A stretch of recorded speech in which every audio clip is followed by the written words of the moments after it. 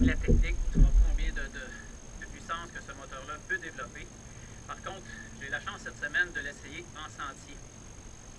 C'est un vélo qui demande quand même une certaine dextérité, car lorsqu'on accède à la puissance que le moteur Bosch peut nous offrir, on a des petites surprises, surtout dans les sentiers assez techniques, où il y a des variations de vitesse en single track, où on peut arrêter de pédaler, se mettre en pédalage.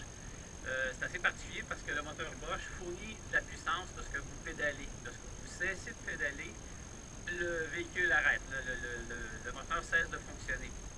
Donc, dès que vous vous remettez à pédaler, vous sentez la puissance qui embarque et c'est assez particulier. Je vous dirais que sur du plat, le felt, malgré le fait que vous ayez 4 niveaux de puissance, vous ne sentez pas vraiment la différence durant la progression de la puissance que vous demandez, parce que vous avez le contrôle ici sur la manette.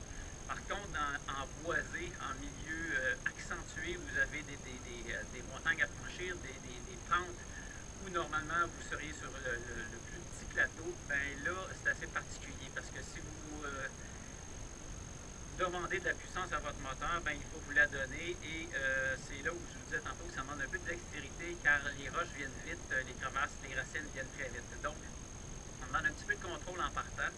Puis après ça, ben, je pense qu'on s'habitue à avoir cette puissance-là de pédalage que probablement juste les athlètes professionnels ont. Et puis, je pense que ça dépasse les Lino Schurter puis les Julien Absalon de ce monde. C'est assez phénoménal. Il faut par contre s'habituer à la fourche, qui est une fourche rigide. Il n'y a pas de fourche à suspension. Donc, même si on roule avec des pneus à 5 livres de pression, c'est quand même, ça demande quand même une certaine résistance sur les épaules. Donc, il faut faire attention. Quand même, c'est un petit short d'assaut. Mais il faut lui faire attention, puis il faut faire attention à nous, parce qu'une grosse roche à 15-20 km/h, ben, ça peut causer des surprises. Je vous dirais qu'à date, j'ai pas trouvé la pression idéale. J'ai pas fait tous les types de sentiers. Mais je vous dirais autour de 5 et 10 livres, ça m'apparaît adéquat. Le problème, c'est que ce que j'ai remarqué, c'est avec les pompes sur le marché et les manomètres, dans des basses pressions comme ça, je trouve qu'il y a des grandes variantes. Donc, on n'est jamais sûr si c'est 3, 4, 5, 7, 8, 9, 10 livres. Donc, on y va à peu près, le jeu du pouce, puis si on s'aperçoit que c'est trop dur, ben là, on enlève un peu de pression. Par contre, sur la piste cyclable du Petit Train du Nord que j'ai roulé hier toute la journée, je vous dirais qu'à 10-15 livres, c'est bien correct. Il y a quand même passablement de résistance au sol, mais avec le moteur en avant, on peut rouler facilement 30 km/h sans trop se fatiguer. Au niveau de la résistance de la batterie, je pense que je n'ai pas de chiffre à vous donner parce que ça dépend.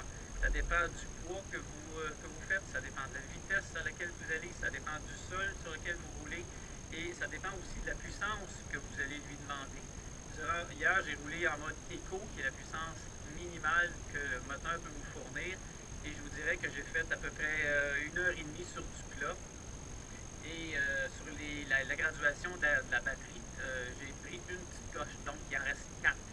Donc je figure à peu près que sur du plat, le moteur doit être capable de fournir au moins entre 3 et 5 heures d'autonomie, ce qui est quand même très intéressant.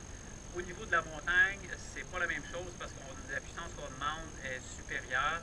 Donc, mais je pense que facilement, on pourrait rouler entre 2 et 4 heures. Ça dépend toujours du poids et du sentier. Évidemment, si c'est très accentué, ben, la batterie va perdre un petit peu plus de puissance.